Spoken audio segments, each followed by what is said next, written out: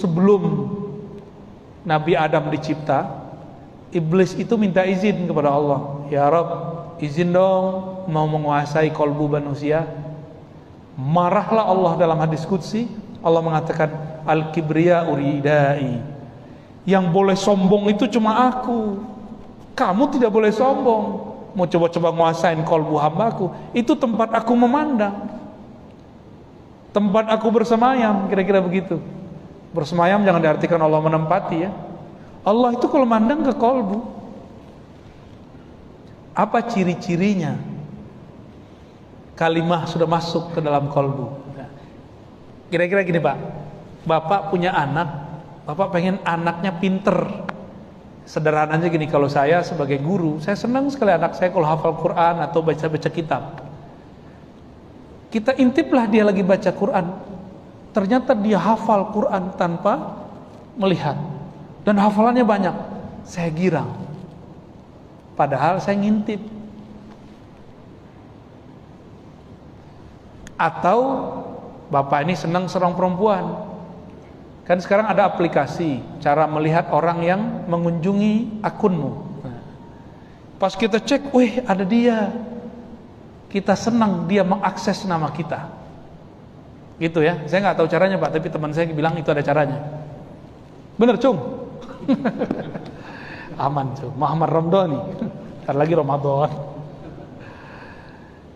Ketika saya senang nama saya di search sama orang, akun saya dikunjungi orang, Allah itu punya akun di kolbu. Kalau akunnya ini dikunjungi, kita sebut nama Allah di kolbu, Allah senang. Jika Allah senang, kolbunya bergetar Pak. Kalau kolbunya udah bergetar, dia ikut bahagia, senang. Badan kita ini kenapa sakit-sakitan? Karena kurang gerak. Kolbu kalau kurang bergerak dengan kalimah Allah, dia juga sakit-sakitan. Maka gerakkan kolbu dengan nama Allah. Itulah makna ayat surat Al-Anfal ayat 2. Iza zukirallah wajilat qulubu. Jika disebut nama Allah, kolbu bergerak, bergetar. Ustadz nggak tahu zikir kolbu, keras hatinya. Kiai nggak ngerti zikir kolbu, jadi ustadz yang sangat kasar. Jadi saya kalau ngedetek orang ceramah itu gampang aja. Apa yang dia ceramahkan, bagaimana cara dia menyampaikan. Kalam yang sama disampaikan orang berbeda, lain loh keluarnya. Benar nggak? Karena memang gelas yang isinya air bening keluarnya bening, isinya kopi keluarnya hitam. Nggak bisa dibuat-buat, mau dipoles pakai serban kayak tasbih 1000 kali panjangnya, tapi di kolbunya nggak ada nama Allah Rahman Rahim, nggak akan pernah keluar kata kasih sayang. Nyari lawan mulu, ya. Kira-kira gitu Pak ya, nyambung, dapat analognya. Seneng namanya dicari-cari sama seorang perempuan yang kita suka. Begitu juga Allah senang kalau namanya di search di sini. Ini kabar gembiranya. Smartphone yang kita punya itu sebenarnya adalah replika dari kolbu.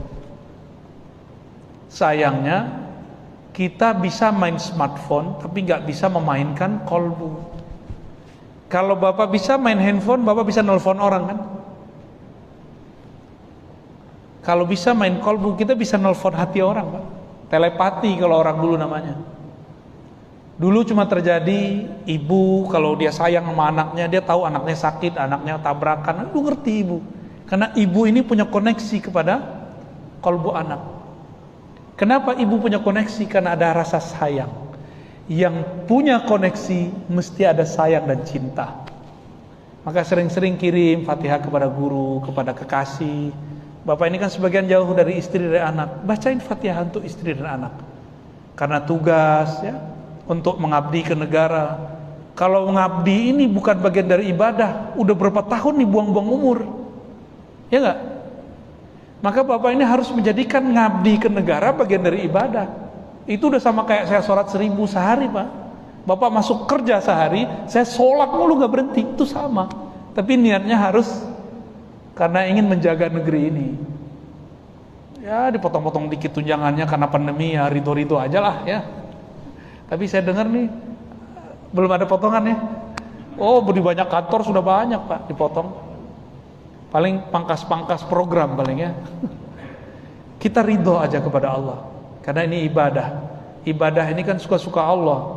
Kalau giliran senang ya senang kita syukur, kalau enggak ya kita sabar. Yang paling enak itu bukan syukur dan sabar. Sabar kita enggak kuat lama-lama. Yang paling enak itu ikhlas dan ridho. Tulus saja kepada Allah, sabar kepada yang Dia kasih, munculkan rasa tulus. Hilang bebannya Pak. Bapak kerja nih diperintah sama atasan, sabar, beban.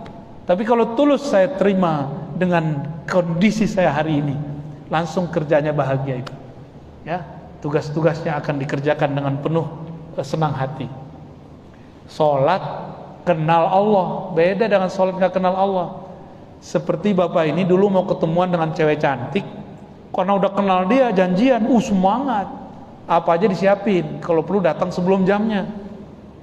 Udah datang, dia telat 5 menit, rasanya 5 jam. Kamu kok lama sih gitu ya? Karena menunggu itu memang gak enak Pak ya. Coba dulu masa-masa naik angkot, masih ingat gak? Naik angkot samping kita udah jual, baunya bau minyak orang tua tuh ya.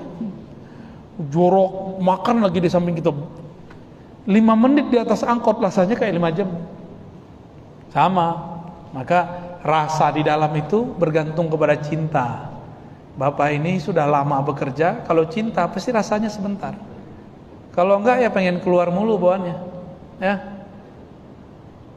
Ya, benar ya? Pengen keluar enggak?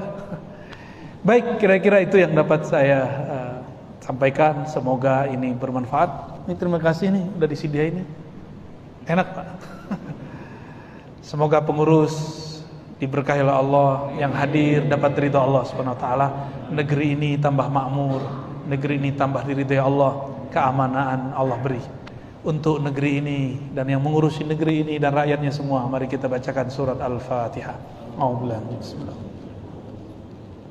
Ya, siratal ladzina an'amta 'alaihim.